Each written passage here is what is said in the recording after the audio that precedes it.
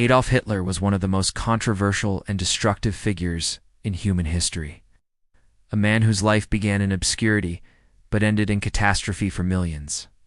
He was born on April 20th, 1889, in the small town of Braunau am Inn, located on the border of Austria and Germany. His father, Alois Hitler, was a strict customs official, emotionally distant and often harsh, while his mother, Clara Hitler, was gentle, caring, and deeply devoted to her son. Adolf was especially close to his mother, and her death later in his life affected him profoundly. From a young age, Hitler showed little interest in discipline or authority, frequently clashing with his father, who wanted him to become a civil servant.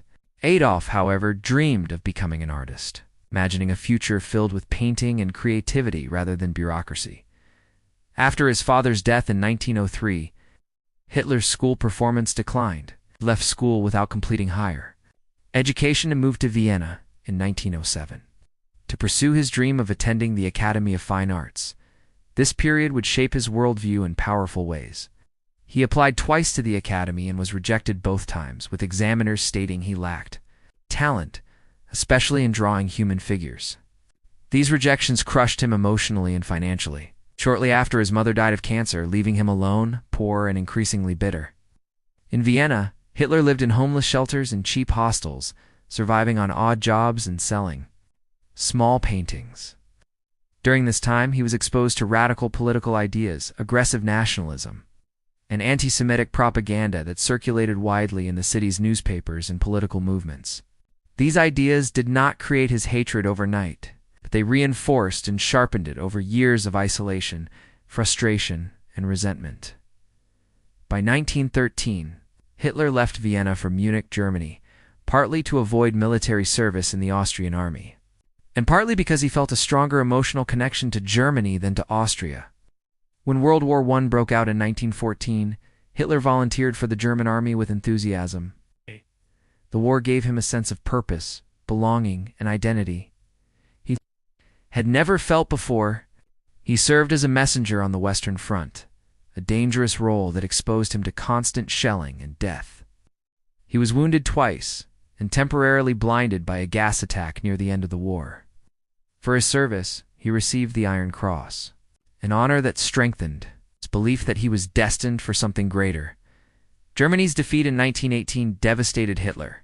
Like many others, he believed the nation had been betrayed from within rather than defeated on the battlefield. This belief, known as the stab and back myth, blamed politicians, communists, and especially Jews for Germany's surrender. The Treaty of Versailles, which imposed harsh penalties on Germany, further fueled public anger and humiliation. Inflation, unemployment, and political chaos followed, creating ideal conditions for radical voices to gain attention. Hitler, still in the army, was assigned to observe small political groups in Munich. One of these groups was the German Workers' Party. Instead of merely observing, Hitler became deeply involved, impressed the group with his powerful speaking skills, and soon joined as a member.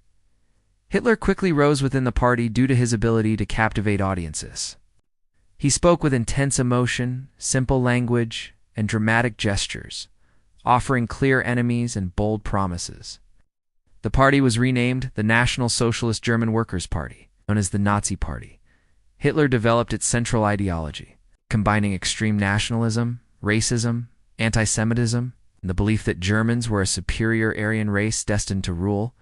He blamed Jews for Germany's problems and portrayed them as a dangerous internal enemy. These messages resonated with people suffering from fear, poverty, and national humiliation. In 1923, Hitler attempted to seize power in Munich in an event known as the Beer Hall Putsch. The coup failed, and Hitler was arrested and sentenced to prison. Although sentenced to 5 years, he served less than 1. Prison became a turning point, and during his imprisonment, he dictated his book Mein Kampf, which outlined his ideology, political goals, and hatred-driven worldview. The book presented his belief in racial hierarchy, expansion of German territory, and absolute leadership. Though poorly written, it became influential and later mandatory reading in Nazi Germany. After his release, Hitler changed strategy. Instead of violent revolution, he decided to gain power legally through elections. Throughout the late 1920s and early 1930s, the Nazi Party expanded rapidly. Hitler used modern propaganda techniques, mass rallies, striking symbols, and emotional speeches to build a powerful image. The Great Depression, beginning in 1929, caused massive unemployment and suffering in Germany, and Hitler promised national revival, jobs, and restored pride. By 1932, the Nazi Party became the largest party in the German parliament. In January 1933, Adolf Hitler was appointed Chancellor of Germany. Many believed they could control him, but they underestimated his ambition. Within months, he dismantled Germany's democratic system. After a suspicious fire destroyed the parliament building, Hitler used fear of communism to pass emergency laws that removed civil liberties. Political opponents were arrested and other parties were banned. By 1934, Hitler declared himself Führer, combining the roles of president and chancellor, gaining absolute power. Once in control, Hitler transformed Germany into a totalitarian state. The government controlled media, education, and culture. Children were indoctrinated through youth organizations, while adults were subjected to constant propaganda. Jews were stripped of rights through laws that excluded them from public life, professions, and citizenship. Violence against Jews increased, culminating in Kristallnacht in 1938. When Jewish homes, businesses, and synagogues were destroyed across Germany, thousands were arrested and sent to concentration camps. Hitler also focused on rebuilding Germany's military in violation of international agreements. He remilitarized regions, formed alliances, and pursued territorial expansion. In 1939, Germany invaded Poland.